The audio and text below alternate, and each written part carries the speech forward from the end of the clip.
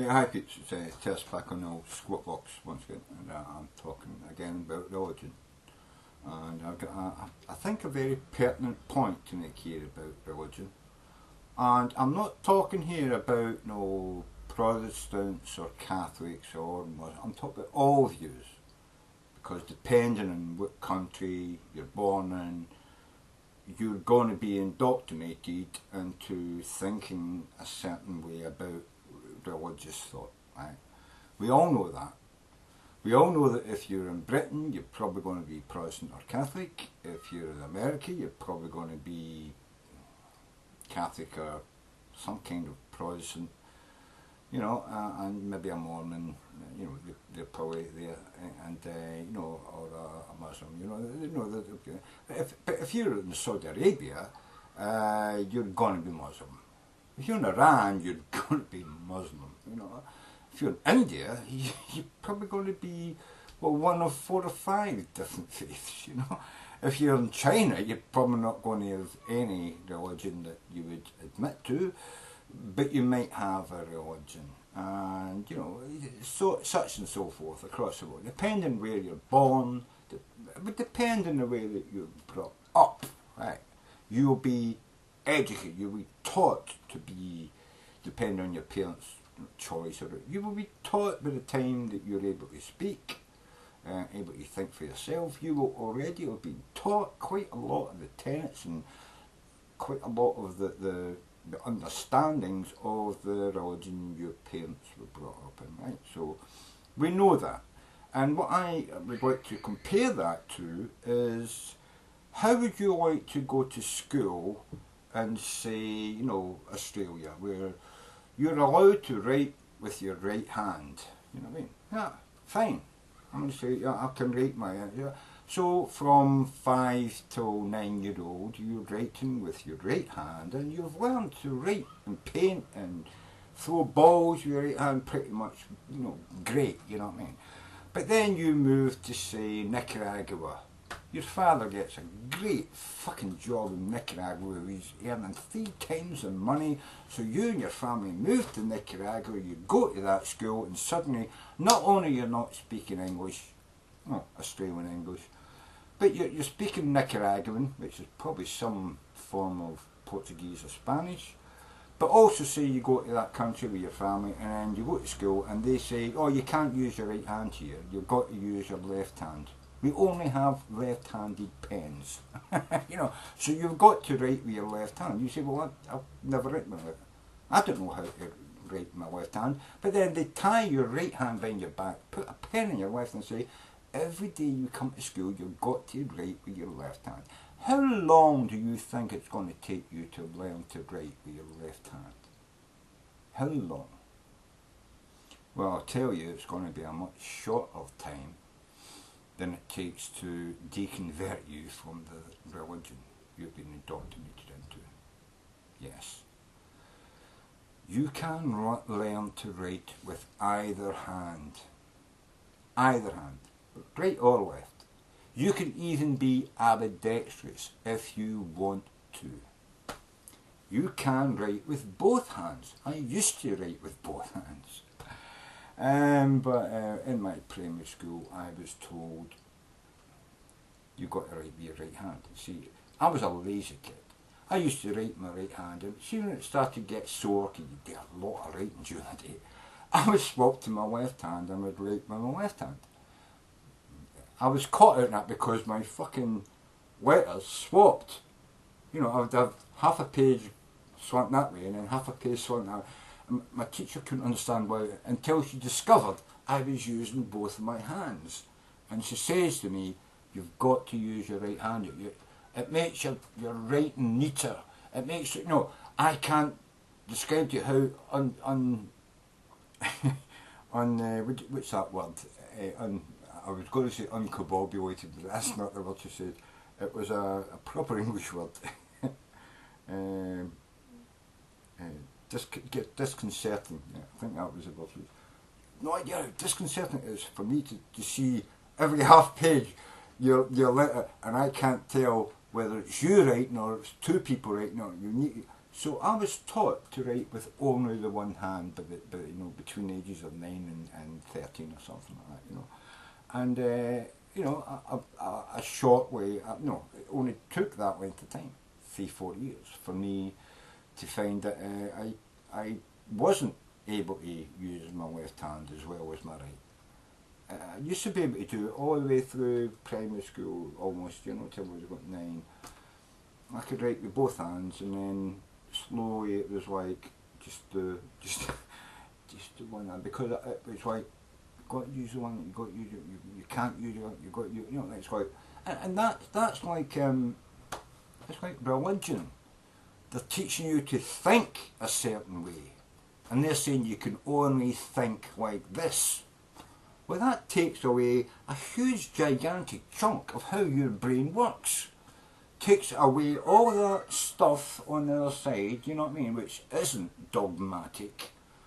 And I suppose that's why people who are, you know, not religious, you know, do tend to have a wider range of understanding of things. They're quicker to pick up on things. They're quicker to be able to see the opposite side, or tangential, you know, theories or ideas on one subject, than someone who's dogmatic and thinks in a straight line. You can't think in a straight line. You can't use just one hand. You know, although most of us do. But what happens in your life if you're in an accident and you've been a right hand user all your life, and then you lose your right hand? What happens, you know, when you in a car accident and your right arm is cut off at the elbow, and now you've got to learn how to use your left hand? And a lot of people at first say, it's impossible, I just can't, I've never used my left hand, I just can't, I don't know what to do. No, but all it takes is practice. And this is the thing, if you're a religious person and people say to you, well, no, you could become an atheist.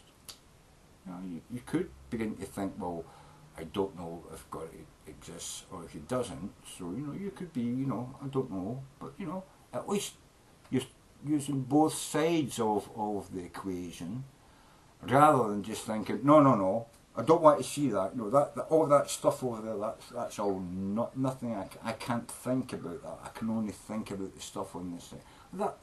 That's like, I can only use my right hand, you know. But we all know that people lose their right hand even after using it for 40 years, 50 years. And then they learn very shortly, within a very, very short period of time. It doesn't take long, a year, 2 years. They're using their other hand pretty well. Within 4 or 5 years, they're using their left hand as well as they used their right when they had one.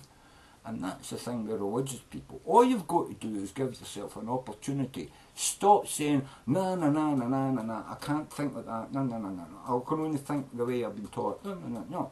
You can shut that whole process down and think to yourself, well, I can already think like this. Let's try thinking like that as well, and see if things develop that I never expected.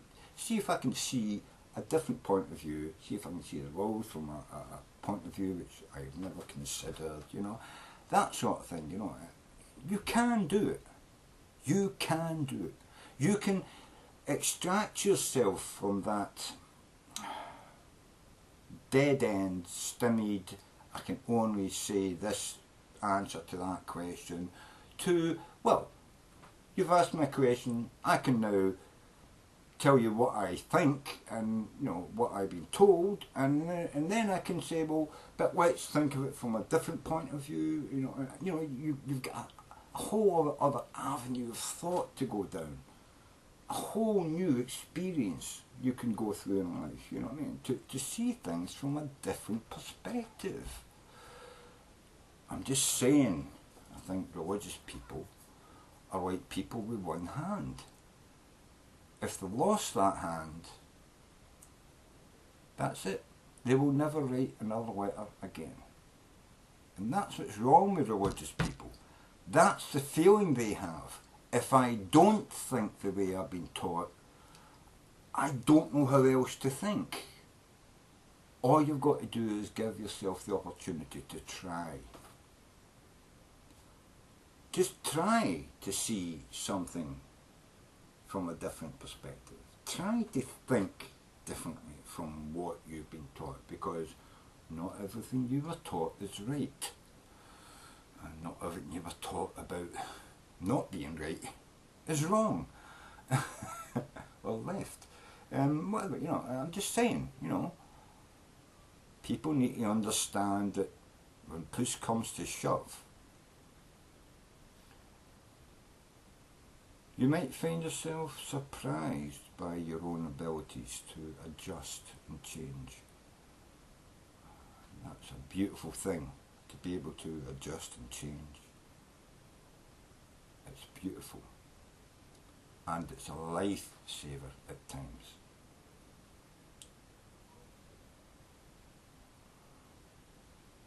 I wonder how a Muslim who's stranded on a desert island, he wakes up on the beach, he knows it's time to pray, but he's got no idea of what direction Mecca is, because he's got no idea where he is in the world. He could be to the west of Mecca, he could be to the east of Mecca, he could be north of Mecca or south of Mecca. He has got no idea. So he has to pray facing Mecca, apparently, is what I've been told. I might be wrong. I might be doing exactly what I'm telling you that religious people shouldn't do, which is, you know, think in straight lines. But this is what I understand. You're supposed to face Mecca when you kneel and pray. If you crash on the airplane, you've got no idea what island you're on, got no idea where you are in the world, how the hell do you know what direction to kneel and face when you pray? But you still got to pray. So is he so indoctrinated that he needs to know that, or can he just pray in the direction he thinks Mecca is in, and is that good enough when he gets saved and taken home? Is that, and finds out that he's facing the wrong, does he have to go to his mullah and say, oh my God, for the first 14 days when I was on that island, I've been praying in the wrong direction, please mullah, talk to Allah and fix it for me? Or is he doomed to hell for not praying in the right direction? I mean, I'm just saying, gay Christians, there are such a thing. Are they doomed to hell even though they've accepted Jesus into their heart? That's a question I would love to hear answered by some of the most fundamentalist Christians in the world. If a gay Christian accepts Jesus into his heart but remains gay and still has sex with his gay partner, is he still doomed to hell even though he's accepted Jesus into his heart? Whereas a murdering, rapist, paedophile, Protestant minister in a mega church who gets caught as a gay, sodomizing, paedophile, gay rapist, he accepts Jesus, does he get into heaven? I'm just saying,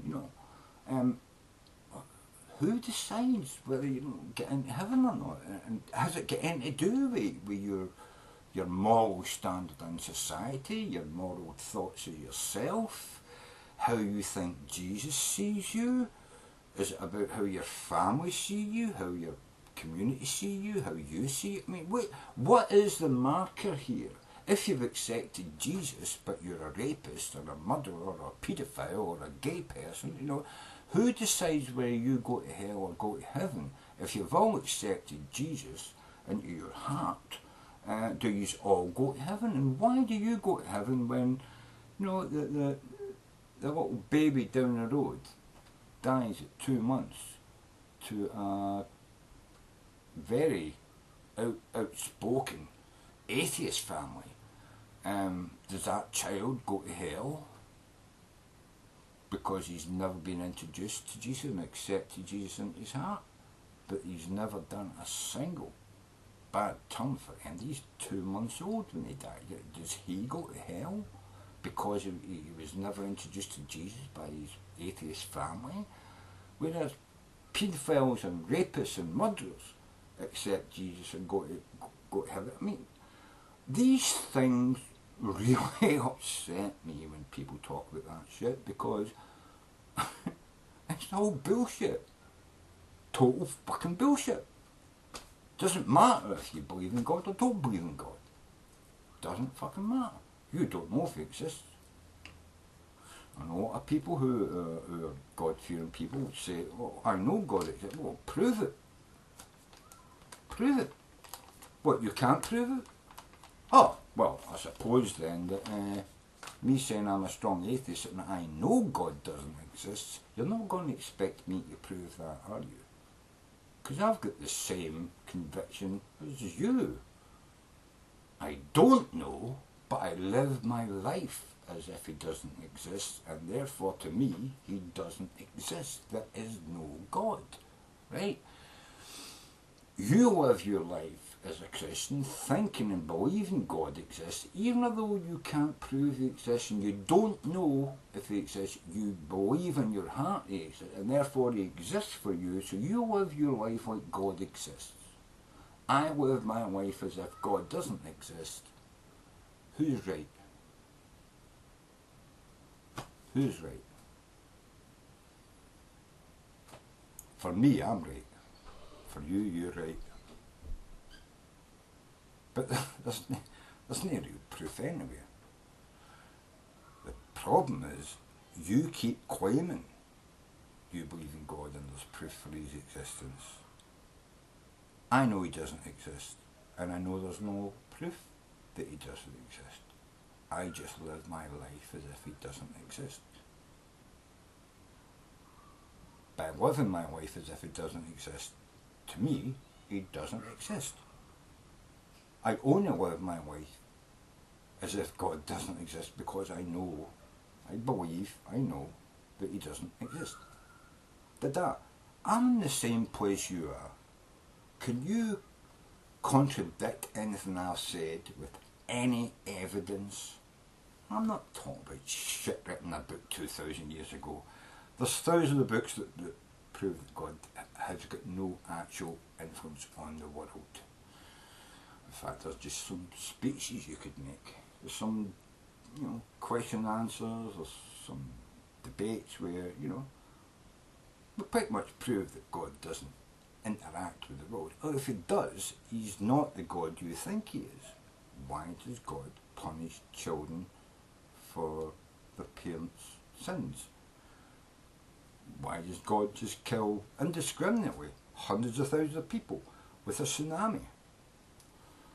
Or why does he kill 100 people on a motorway in a pile-up in the fog?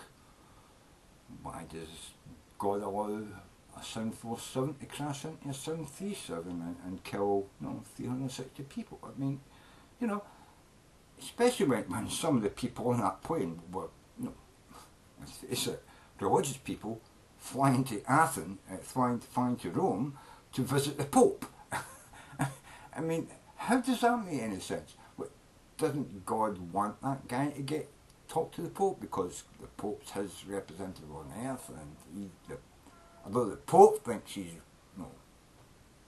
a Catholic enough to come and talk to him and kiss his ring, God knows he's not, and then he crashes his plane to kill that person, but he kills all those other people as well. Why couldn't he just make that person have a heart attack? Why does he have to crash the plane? Why does all those people have to die for whatever God's purpose is? I mean, it just, when you get into these, why, there is no why for God. God does not exist. You might as well live your life like God doesn't exist, because there's no consequences to it. And there's no benefit living your life thinking he does. And that, my friends, is the absolute factual fucking truth of the matter. Sans you fucking va,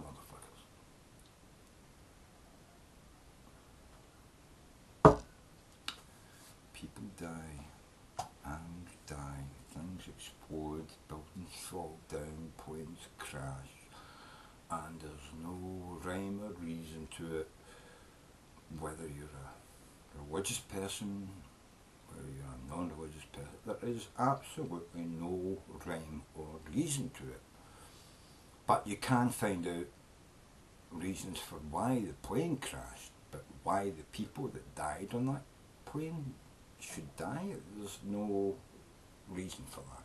And that's really what we're looking for, isn't it? I mean, if you had someone on a plane that crashed and everybody lost their life, you wouldn't really be wanting to know why the plane crashed. What you're really asking is, why did my member of my family die? That's what you're asking. You're asking, why did my member of my family, why did they die? They were so good. They were good people. They might have been bad people, but he was good. Why did he die? You know, you're not wondering about the facts of why the plane crashed. You're wondering why your family member died, because you remember and know or her as a really good person.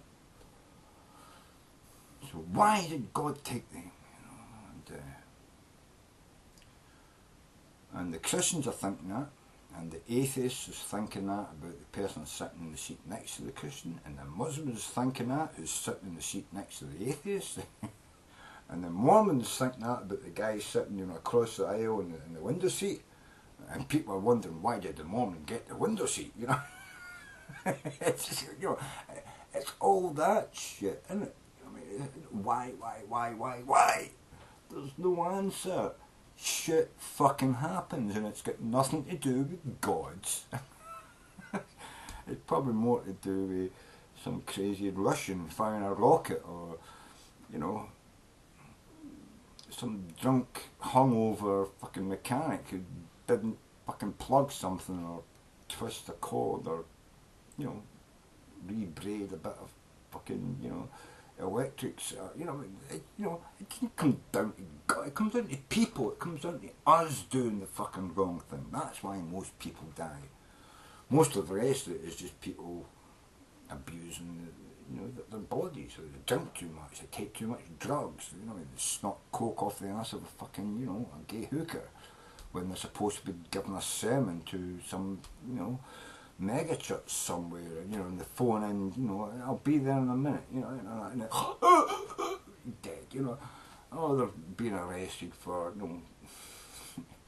stealing money for their church, The 10% wasn't enough, they didn't want to declare it, and then they funnel money into some fucking, crazy multi-billion fucking housing estate they're building for themselves and their family, it's all bullshit. I live my life as if God doesn't exist, because the universe, to me, looks as if God doesn't exist.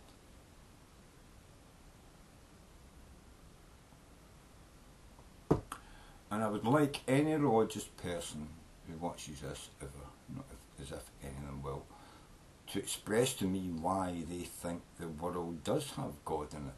What beautiful, fantastic things has happened in the world. No, I'm not talking about, I know a person who said, fuck that, you know what I mean? What about the airplane that got shot down over the Ukraine from Malaysia? It got shot by a rocket, 33,000 feet in the air. A miracle would have been if it had lost a wing and spiralled down and landed in a cornfield without anybody in the plane dying. That would be a miracle.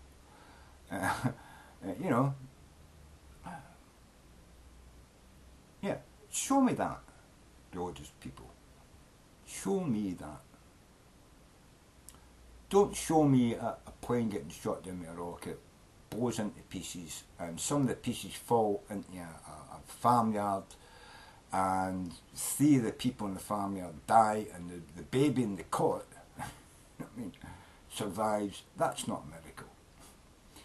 All those people in the air died, and 3 people on the ground died with stuff falling to the sky from the bonnet there, and 1 baby in the crib didn't get killed. That's not a miracle. That's just what fucking happens when shit like this goes down. That's normal. It's not a miracle, that's normal.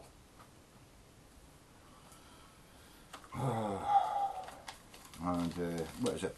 The miracle on the Hudson, was it? That wasn't a miracle. It was fucking unusual. But I would say that's more to do with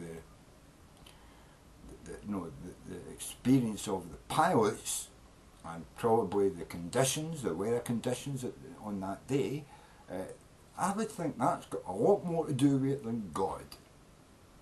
Now, if that was a raging fucking sea and there was a hurricane sweeping over the city when that plane came down and everybody saw it, I would think, well, yeah, that's a bit more unusual than just him landing on a pretty smooth river on a pretty calm day.